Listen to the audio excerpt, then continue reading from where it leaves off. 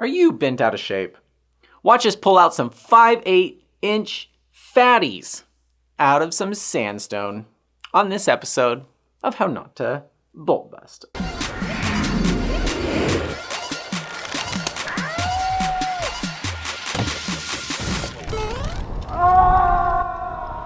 Hi, I'm Ryan Jinks and welcome to my gear room. Today we're going to talk about some BFBs, big fucking bolts.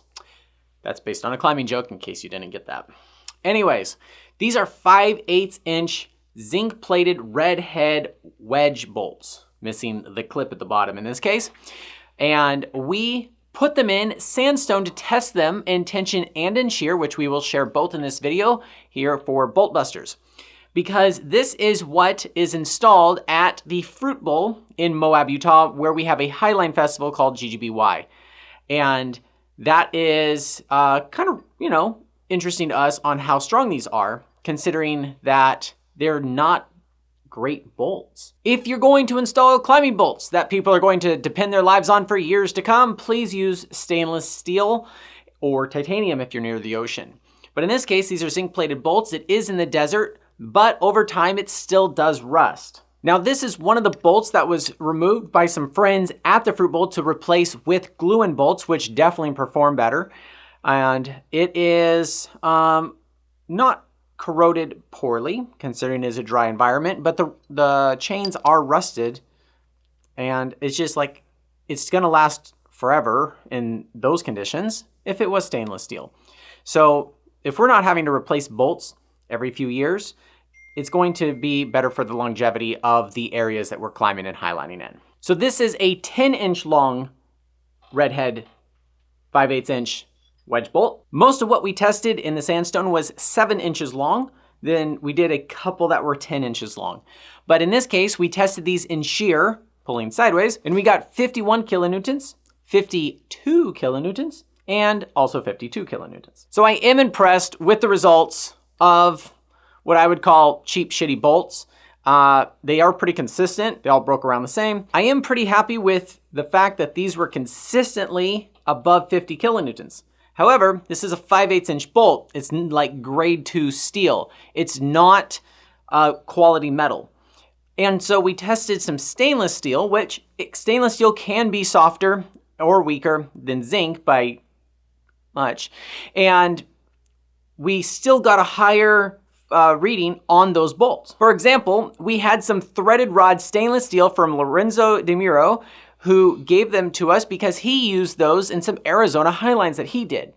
And while we tried to break them, we ended up breaking a lot of our shackles and soft shackles and carabiners, trying to break the damn things.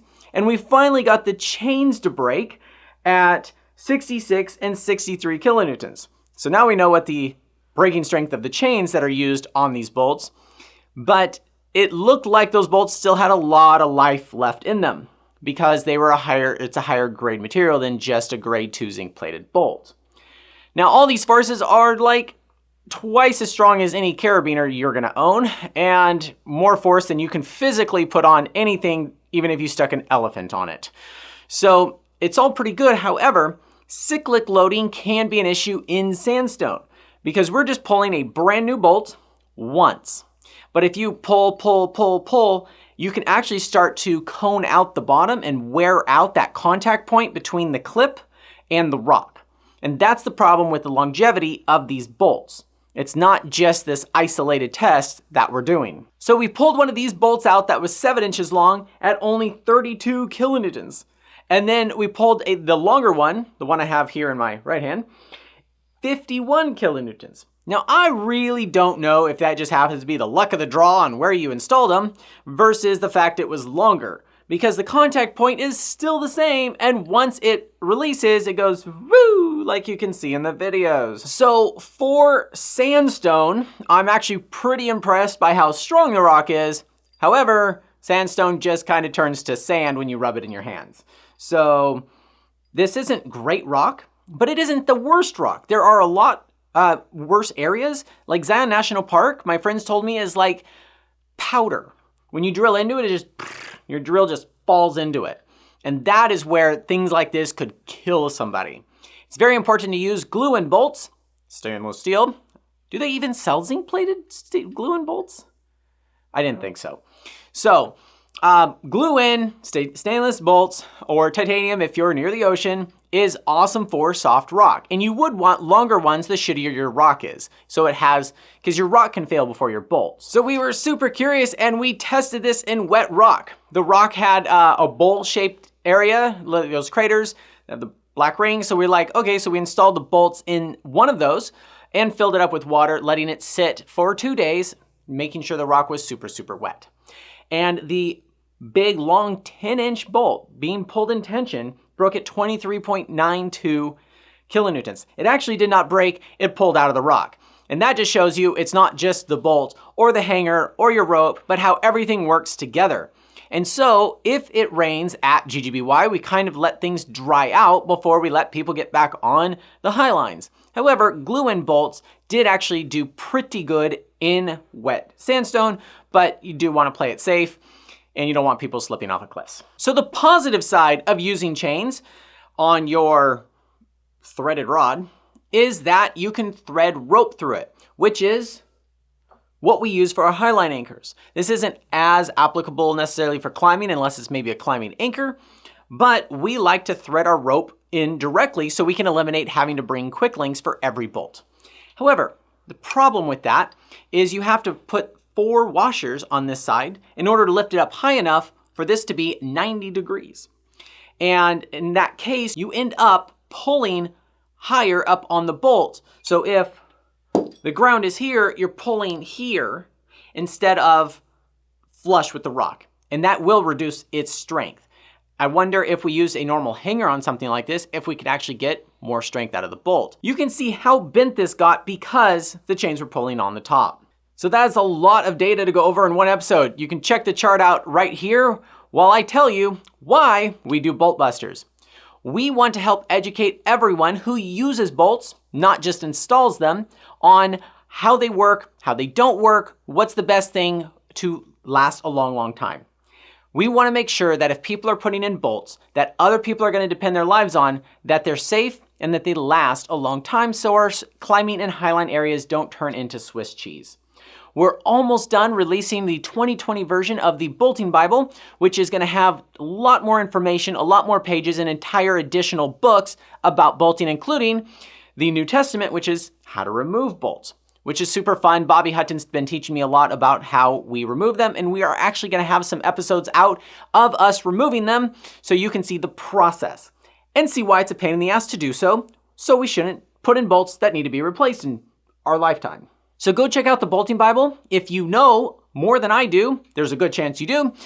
Please tell me if we can make the Bolting Bible better, because I'm just a collector of information more than an expert on this stuff. Why do we test this stuff if companies are already testing things? Well, I believe we're one of the few people that don't sell bolts who are testing bolts. And we are testing them in ways that we actually use them or misuse them, because sometimes bolts do get misused regularly, and we want to know what the RBS is, or the realistic braking strength, compared to the MBS. I find that MBS, or minimum braking strength, is a rubber ruler that it's really hard to standardize things. I understand that, but they are trying to isolate and standardize in a lab and give a number you can compare one piece of gear to another piece of gear with. But that's not real life all the time, and so we're discovering that there's a broad range, especially with welded products, on what they break at. Now, everything generally breaks, at least the new stuff we're putting in, higher than you could ever put force on using it in any normal or not normal way. Your carabiner will break before these bolts, your ropes will break before your carabiners break, and your belay loop's gonna break before your rope breaks. So it's interesting to see how they all interact together, and that's what we're trying to do here on our Slack Snap episodes and Bolt Busters. And something super helpful is if you click the like button and not troll me for damaging rocks. But if you do troll me, that helps too, because the more comments I get, the more views I'm gonna get. However, we did not damage rock.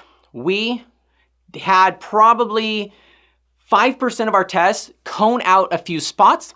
We angle grinded and removed everything that we installed, which is better than people who put them in and leave them in.